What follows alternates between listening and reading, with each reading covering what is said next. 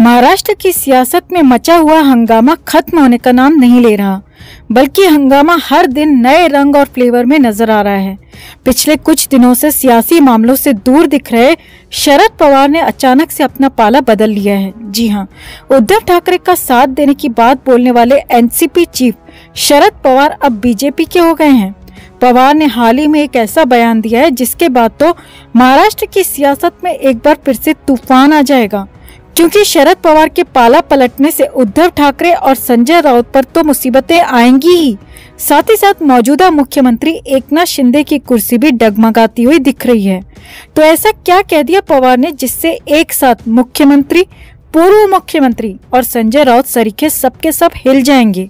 तो पवार के इस नई सियासी चाल को हम आपको दिखाते हैं, बताते हैं। आप भी वीडियो को लाइक और शेयर कर अपना प्यार और सपोर्ट दिखाएं और कमेंट में से लेकर अपनी बात, अपनी राय जरूर रखें। चैनल के साथ जुड़कर चैनल को सब्सक्राइब कर हमारी आवाज बने। तो पिछले कुछ दिनों से महाराष्ट्र कर्नाटक का सीमा विवाद गहराता ही जा रहा है और इस विवाद को लेकर बयानबाजी भी हो रही है। जहां लगातार उद्धव ठाकरे और संजय राउत इस विवाद के लिए मुख्यमंत्री एकनाथ शिंदे और उप मुख्यमंत्री देवेंद्र फडणवीस को जिम्मेदार बता रहे हैं, वहीं एमबीए संगठन की पार्टी एनसीपी के प्रमुख शरद पवार ने अपनी डफली बजाना, राग बजाना शुरू कर दिया है और पवार ने नया मोहरा चलते हुए सीधे सीधे देवेंद्र फडणवीस का पाला खुद के लिए चुन भी लिया है। दरअसल पत्रकारों से बात करते हुए शरद पवार ने काफी कुछ ऐसा कह दिया जिससे साफ हो गया है कि पवार अब बहुत ज्यादा दिन तक महाविकास आघाड़ी का हिस्सा नहीं रहेंगे, बल्कि उनका बीजेपी की तरफ साफ झुकाव दिख रहा है। तो पहले आपको शरद पवार का वो बयान बताते हैं और फिर इस बयान के मायने भी समझाते हैं। तो दरअसल महाराष्ट्र और कर्नाटक के बीच सीमा विवाद को लेकर तकरार बढ़ती ही जा रही है। महाराष्ट्र के नेताओं की बेलगाम यात्रा का कर्नाटक के कई कन्नड़ समर्थकों ने विरोध किया था, साथ ही साथ बसों में तोड़फोड़ की थी। इस पर महाराष्ट्र के डिप्टी सीएम देवेंद्र फडणवीस ने कर्नाटक के मुख्यमंत्री बसवराज बोम्मई से फोन पर बातचीत की। साथ ही बेलगाम के पास हुई हिंसा की घटनाओं को लेकर कड़े शब्दों में नाराजगी जाहिर की थी।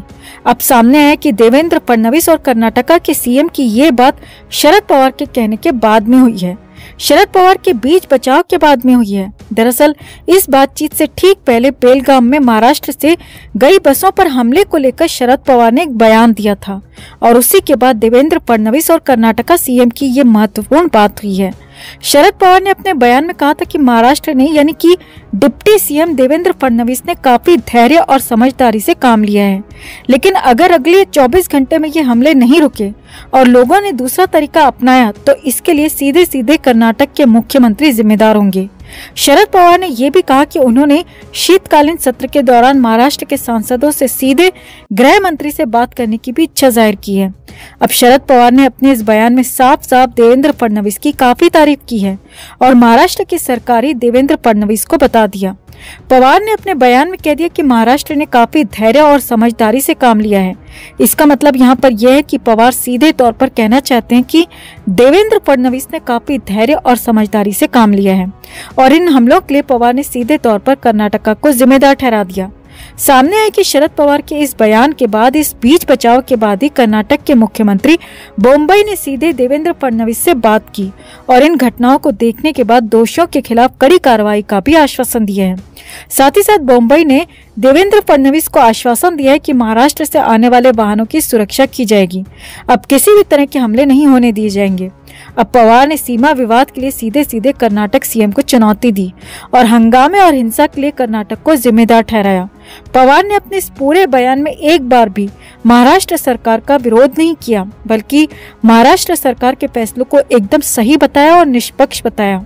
अब महाराष्ट्र में भले ही सीएम एकनाथ शिंदे हैं, मगर शिंदे सिर्फ नाम के सीएम हैं। सरकार कौन चला रहा है, फैसले कौन ले रहा है, ये सब जानते हैं। इसीलिए शरद पवार ने अपने बयान में शिंदे का नाम एक बार भी नहीं लिया और देवेंद्र फडणवीस की जमकर सराहना की और सीमा विवाद में डिप्टी सीएम फडणवीस की छवि को बिल्कुल साफ सुथरा करार दिया और फडणवीस के फैसलों को धैर्य वाला और समझदारी भरा बताया। अब शरद पवार तो महाराष्ट्र में सबसे पुराने राजनेता हैं, उन्हें पता है कि आने वाला वक्त किसका है। इसीलिए शरद पवार अपना रास्ता अभी से साफ कर रहे हैं और उन्हें पता है कि महाविकास आघाड़ी या उद्धव ठाकरे का कोई फ्यूचर नहीं है। इसीलिए 81 साल के पवार अब देवेंद्र फडणवीस और उनकी पार्टी बीजेपी में दिलचस्पी दिखा रहे हैं। तो पवार के इस बयान से उद्धव ठाकरे और संजय राउत की मुश्किलें कितनी बढ़ जाएंगी? क्या महाविकास आघाड़ी खत्म होने की कगार पर है? और एकनाथ शिंदे पर भी कितनी आफत आ सकती है? आप भी कमेंट में इसे लेकर अपनी बात, अपनी राय जरूर रखें और वीडियो को लाइक और शेयर कर अपना प्यार और सपोर्ट भी जरूर दिखाएं। दोस्तों, संजय राउत जमानत पर जेल से बाहर हैं और कब तक जेल से बाहर रहेंगे कह नहीं सकते।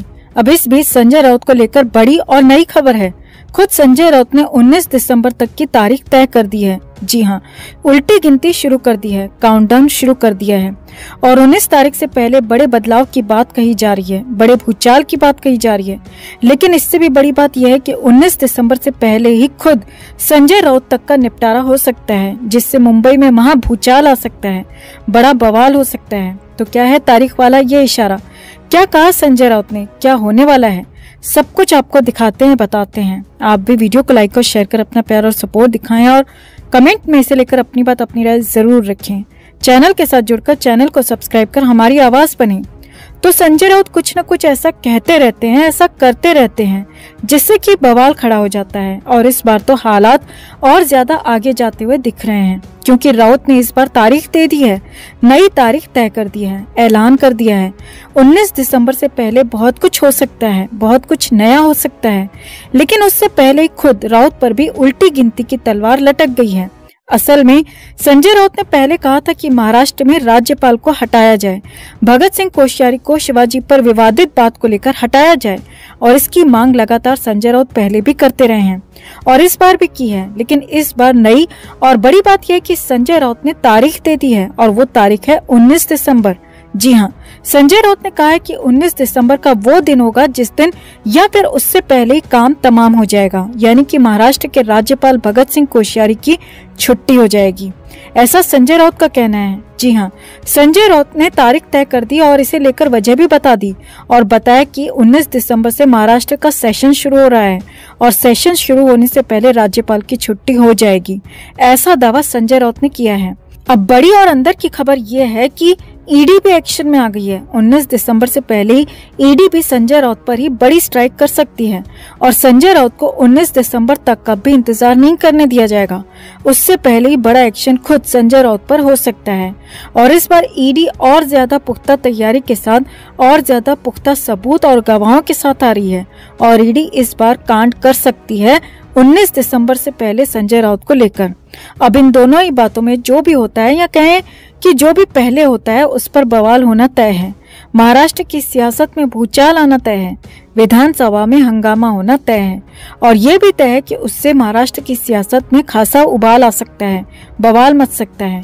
और कहाँ तो संजय राउत दूसरों के लिए मुश्किलों की बात कह रहे थे, राज्यपाल को लेकर कुछ बातें बता रहे थे, तारीख का ऐलान कर रहे थे, और कहाँ वो खुद ही उसी तारीख में उलझ कर रह गए हैं। मुश्किलों में आने वाले